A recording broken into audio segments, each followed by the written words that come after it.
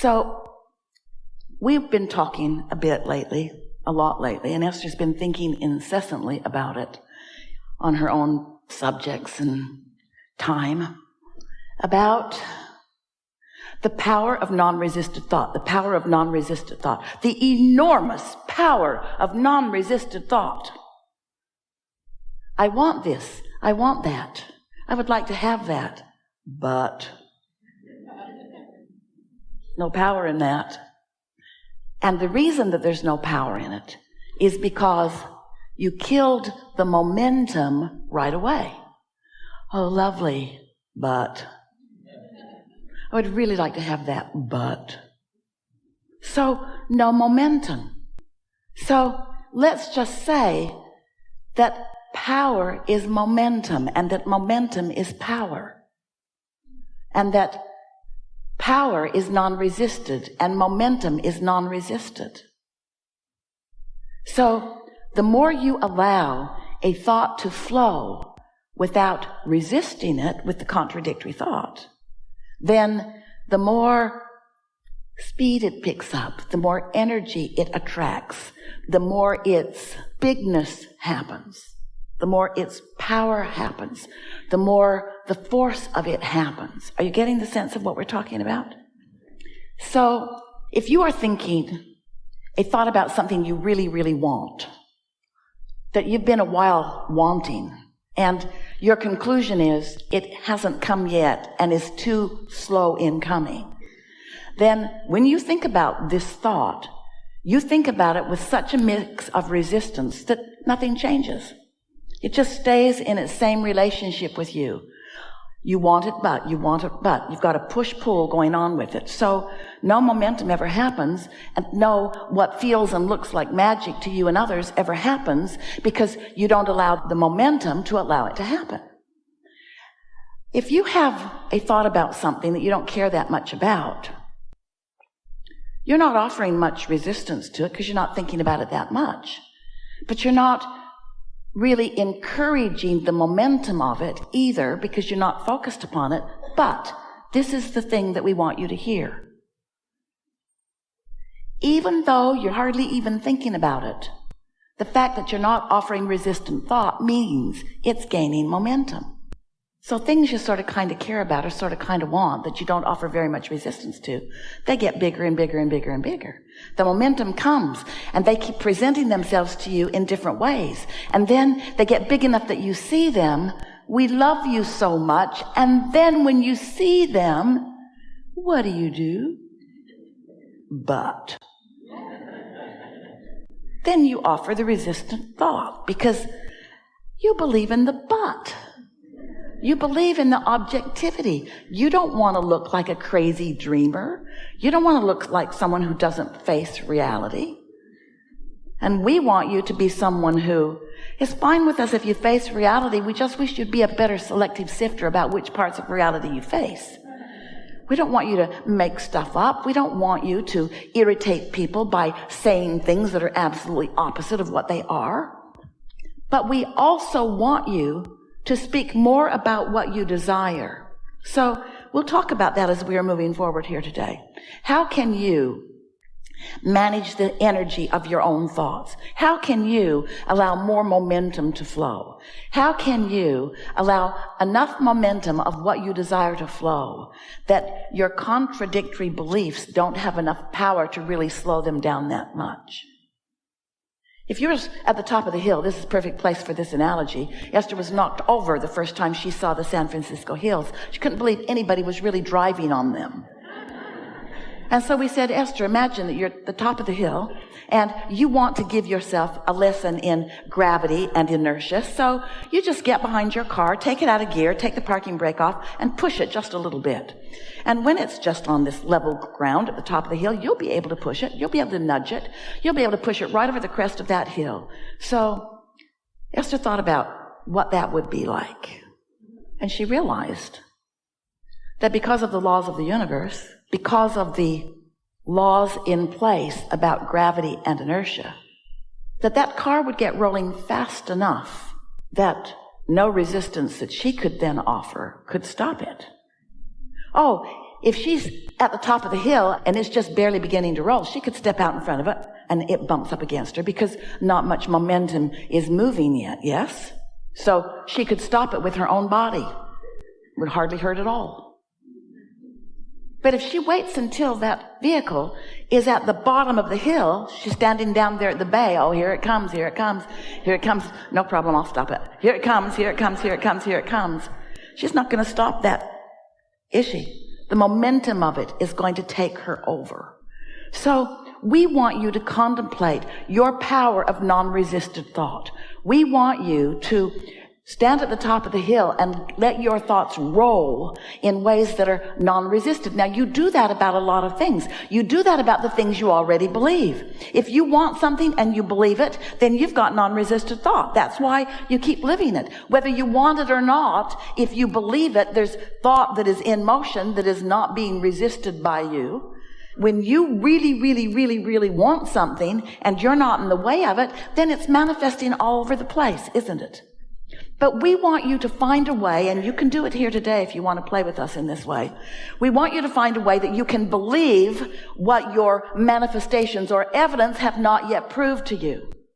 We want you to believe in your extreme ability to attract wealth and prosperity into your experience. We want you to believe in solid relationships that feel good all day, every day. We want you to believe in a physical body that feels good, that's vital and alive and regenerating. We want you to believe in the things that feel good to you. We want you to believe in the things that you want, not just the things that you've already got. We love you so much, you don't even do a good job of believing in what other people have received. You just make stuff up. Well, they got it because look at that wonderful life that person is living, but they inherited it. Lazy. They struggled not one bit. They don't deserve it. And we say, they deserve it. Esther had the most wonderful experience with her family the other night around a table. They play games every now and again. If you were on a desert island, what would you bring? What's the one thing that you would bring? Such a fun game. Makes you want to hang out with a lot of people that bring different things. Which is kind of what your plan was when you decided to come into this environment. You need to hang out with a lot of people that bring a lot of different things. And as you play with each other collectively, you have a lot to choose from. You benefit each other. And so this particular game, Luke asked for the game, and he said, if you could only have one wish. And then right away he said, and you don't get to wish for infinite wishes. He's played with other adults before. What's your one wish? And they went around to the table, and Luke said, I want things to be equal. And everyone went, oh. And Esther said, they already are. Nobody wants to buy that. Because it doesn't look equal.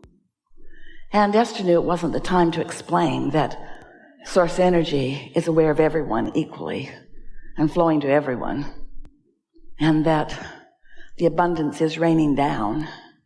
And that the factor is the letting it in factor, the believing factor, the allowing factor. But here's this young kid, already in his young life, he's decided that things aren't equal. Because he sees people having different results. And so his assumption is it's in the offering factor. If things aren't equal, then there must be something wrong with whoever is dishing out the stuff. They must be mixed up. They are unfairly offering the abundance to the universe. They're offering it over there and not over there, and they're offering it over there and not over there. Because some people are sick and some people are well and some people are happy and some people are sad and some people are prosperous and some people aren't. In other words, there's all kinds of injustice that this very young person is witnessing as he looks around the world, and his logical conclusion is it's not equal. It's not equal because the manifestations are so varied. It is not equal. And Esther wanted to have 100 hours that she could just sit and softly explain the equality of the law of attraction. the fairness of it, the offering of it to everyone. And Esther knows that it doesn't seem equal if you're in an environment where people are optimistic, and so you just pick that habit up, as compared to somebody who's in an environment where people are very pessimistic and you pick that up. Esther gets it, that different people are having different exposure to life. But she wants so much for everyone to understand that there is this power of the universe that is available to everyone. And it's a power that as you pay attention to how you feel, you can feel your in this moment allowance and utilization of it, or you can feel your pinching offiness of it. You can feel it. And so all day, every day, Esther and those like her, you guys, are having exposure to life that's letting you know. When something comes into your experience, notice the vibrational quality of it. And by that we mean, pay attention to the way that you've been feeling about that. There are two ways to know what you're creating in your experience. Two ways. One is wait till it manifests, and then you look at it and say, yeah, that's about right. Or feel it before it manifests, and then decide whether to encourage the feeling further or whether to choose something that feels differently. Because there is a momentum in every thought, and the things that you are thinking about are coming to you, whether you want them or not. You are powerful creators. You just have an abundance and a non-physical energy and a well-being stream and source energy who has been here and been here and been here, who is being here and being here and being here, who is on your side, who is promoting the things that you care about. But this law of attraction is an across-the-board, very even deal, where you get what you think about whether you want it or not. But you don't get what you think about whether you want it or not without knowing the direction of it. In other words, you can tell by the way you feel, because your inner being is source energy and thinking about the things that you are thinking about, and has a very clear perspective. When you say you want something, your inner being thinks, yes, yes, absolutely yes. And when you think, I want that, and then you are thinking, but...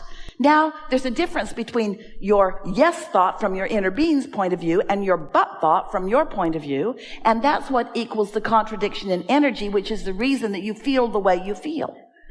So if you will just make a decision that you care about how you feel.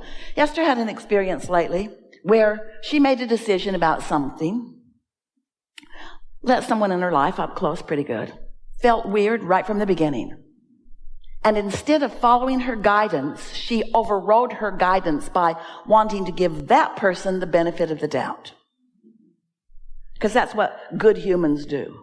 And then it got bigger and bigger and bigger and bigger and bigger and bigger and bigger and bigger and bigger and bigger and bigger and bigger. And then she said, I knew it then, I knew it then, I knew it then, I knew it then, I knew it then, I knew it then, I knew it then. I really know it now. I really, really, really know it now. I really, really, really know it now. And we don't want any of you to beat up on that. We just want you to start paying attention to what you knew and how it turned out, how you felt and how it turned out. We want you to start guiding yourself in the direction of what you want, not controlling others, controlling your own vibration and therefore controlling your own impulses. You are under the influence of source energy or something else in every moment of every day.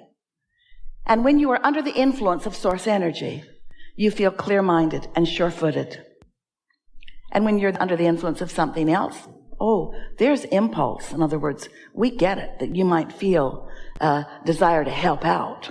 We get it, that you might be inspired by something other than source energy, because every thought that's ever been thought still exists. And the law of attraction has gathered those thoughts into rivers and streams and currents that you can step into and have a pretty good ride on. We get it. We just want you to be more selfish and therefore more aware of the vibrational variance, the possible vibrational variance, the probable vibrational variance, the usual vibrational variance between what your inner being is thinking about, whatever you're thinking about, and the way you're thinking about it.